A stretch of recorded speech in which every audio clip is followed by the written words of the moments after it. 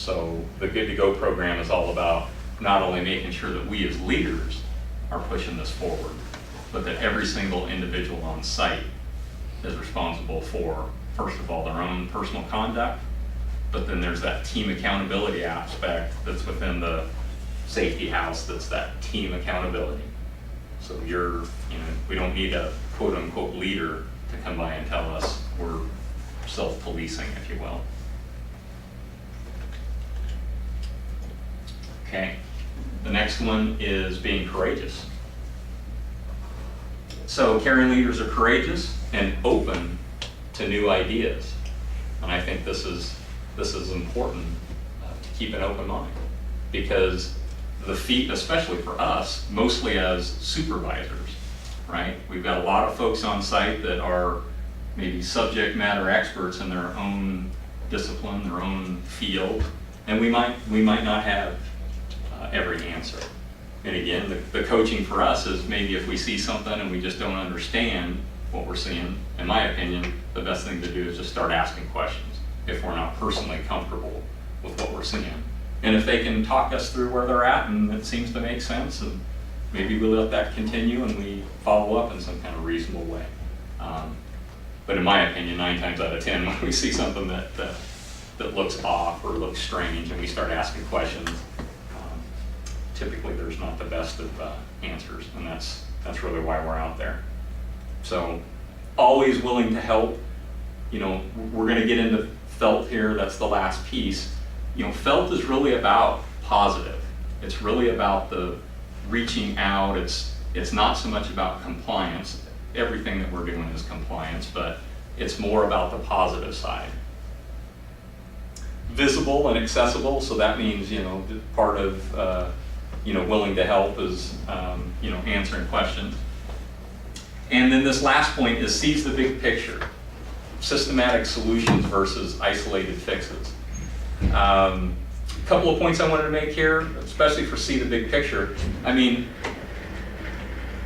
sometimes, if I'll use the example of seeing a 4-man crew that's working, and if 3 people on the crew were doing the wrong thing and 1 person happened to be doing all of the right thing, our human nature might be to just take that whole group as a group, especially if there is a crew, and have a coaching situation with the whole group.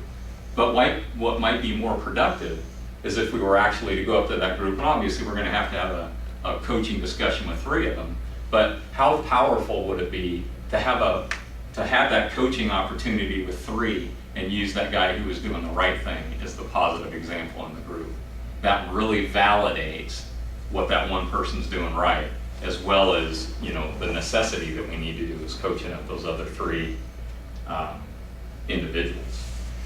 And then as far as systematic solutions, that's seeing the big picture part. I mean, how many times are we going to coach an individual? How many times are we going to coach a crew? Or how many times are we going to coach a whole company on the same or the repeated instances?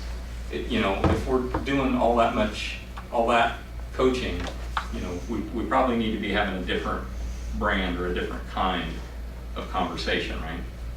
If we're going to talk about personal accountability, team accountability.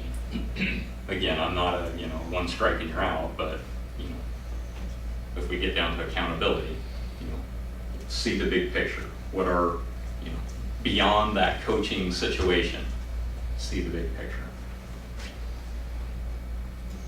Okay. Caring leadership and communication. So caring leaders value effective, open, and respectful communication. So set clear expectations. If you remember from my safety house, I have leadership on the left and set expectations on the right. I consider that the bearing points of our header of culture of caring. Setting good, crystal clear expectations with everybody in advance is the cornerstone in my mind to good performance. Provide immediate feedback to reinforce safe behavior, so that's real similar to what I just talked about before, so stay positive. And then I've already talked that felt is definitely more of a positive than an enforcement. Okay. So the buck stops here. Caring leaders are accountable to company standards and their own commitments. Again, this kind of goes along with modeling the way. Leaders inspect what they expect. So you're out in the field, you're watching, you're coaching. It's not just say the words and hollow. There's a lot of hollow in our industry, right? There's a lot of expectations that are written on paper, maybe buried contractually, but it's walking the walk. And then always follow through. Okay, so those are the elements or the attributes of caring leadership. So the journey to injury-free, how do we achieve, or to achieve injury-free, every leader and every employee must commit to make this happen. And that's really how I feel about the ability to get there. I'm going to go ahead and pass out that safety pyramid.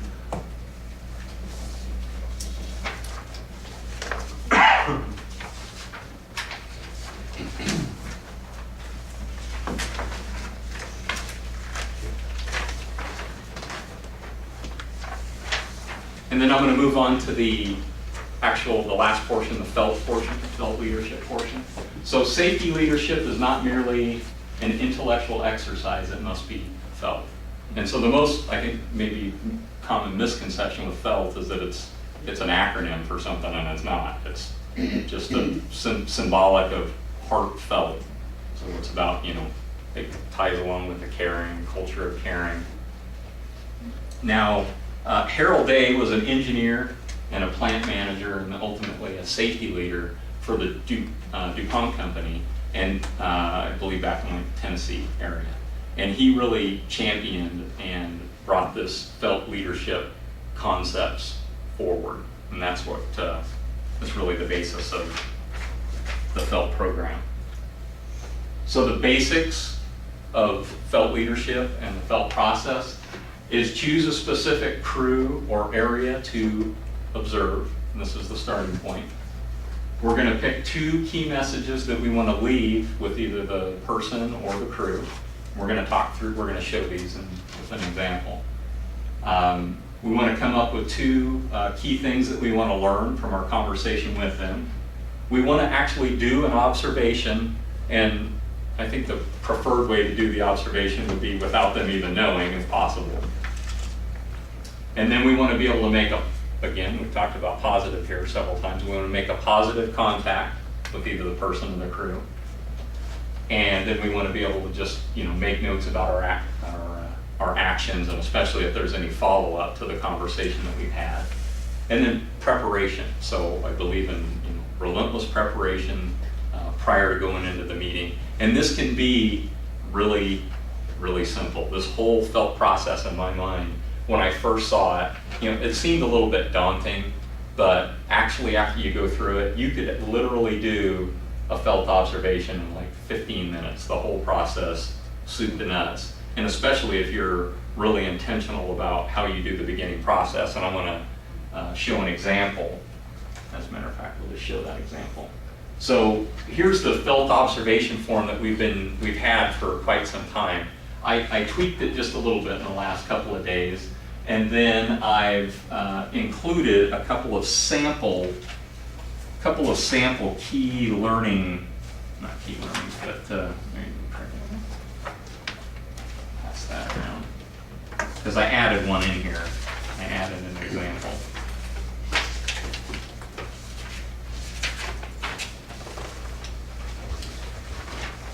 So the first thing you do, choose the area you're going to observe. And I've done this several different ways. I try to do a felt observation process each time I go to the field, intentionally to do a safety walk, but you can also just pick a day. You could just pick a time, you could just have these forms available in your vehicle, or it works the best for me though if I'm intentional about it. I say, you know what, I'm gonna do at least one felt observation a week or a month or whatever.